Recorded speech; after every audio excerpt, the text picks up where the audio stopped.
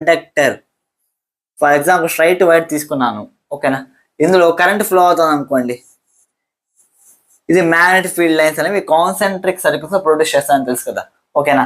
ఇప్పుడు దీని దగ్గర ఏదైనా మ్యాగ్నెట్ తీసుకొని వచ్చాను, బార్ మ్యాగ్నెట్ తీసుకొని వచ్చాను ఫర్ ఎగ్జాంపుల్, ఓకేనా. బార్ మ్యాగ్నెట్ అనగా ఇక్కడి నుంచి మ్యాగ్నెటిక్ ఫీల్డ్ లైన్స్ అనేవి ప్రొడ్యూస్ అవుతాయి. క్లియరా. దీని యొక్క మ్యాగ్నెటిక్ ఫీల్డ్ అనేది ఇంటరాక్ట్ అవ్వడం వల్ల ఏమవుతుందంటే ఈ కరెంట్ క్యారింగ్ కండక్టర్ అనేది దీనిపైన ఫోర్స్ అప్లై చేయడం జరుగుతుంది. ఇది కూడా వచ్చి దీనిపైన ఫోర్స్ అని అప్లై చేయడం జరుగుతుంది. రెండిట్లో ఏ ఫోర్స్ ఎక్కువగా ఉంటుందో మనం ఆల్రెడీ డిస్కస్ చేసాం. ఏంటంటే న్యూటన్స్ లా ప్రకారం ఇది దీనిపైన ఎంత ఫోర్స్ అయితే అప్లై చేస్తుందో ఇది కూడా దీనిపైన అంతే ఫోర్స్ అప్లై చేస్తుంది. ఇది ఎవరు చెప్పారంటే ఆంపియర్ అనే సైంటిస్ట్ చెప్పారన్నమాట. అంటే ఒక కరెంట్ క్యారింగ్ కండక్టర్ వచ్చి మ్యాగ్నెటిక్ ఫీల్డ్ లో పెట్టినప్పుడు ఒక ఫోర్స్ అనేది ఎక్స్పీరియన్స్ అవుతుంది అనమాట. క్లియర్ కదా.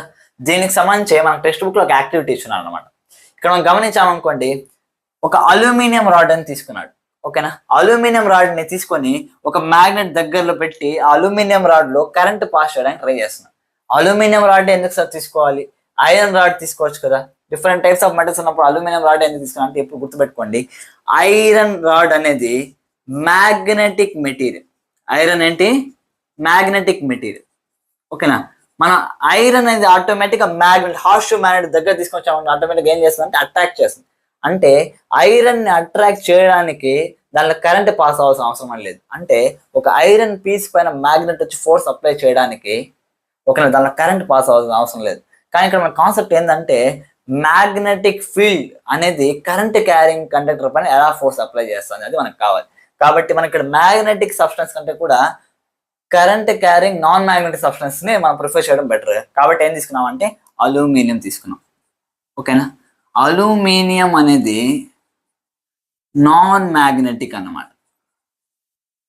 అంటే కరెక్ట్ గా చెప్పాలంటే మ్యాగ్నెటిక్ ఫీల్డ్ లో నేదర్ అట్రాక్షన్ నార్ రిపల్షన్. అంటే అట్రాక్షన్ కానీ రిపల్షన్ కానీ ఎలాంటిది చూపించని మెటీరియల్ ఏదంటే అల్యూమినియం.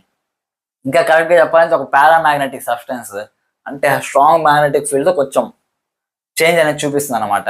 అది మీకు ఇప్పుడే వద్దు, హైయర్ క్లాస్ లో డిస్కస్ చేద్దాం. అంటే ఇప్పుడు సింపుల్ గా మనం చేసే యాక్టివిటీ వరకు మనం డిస్కస్ చేసేది ఏంటంటే అల్యూమినియం అనేది ఒక నాన్ మ్యాగ్నెటిక్ మెటీరియల్.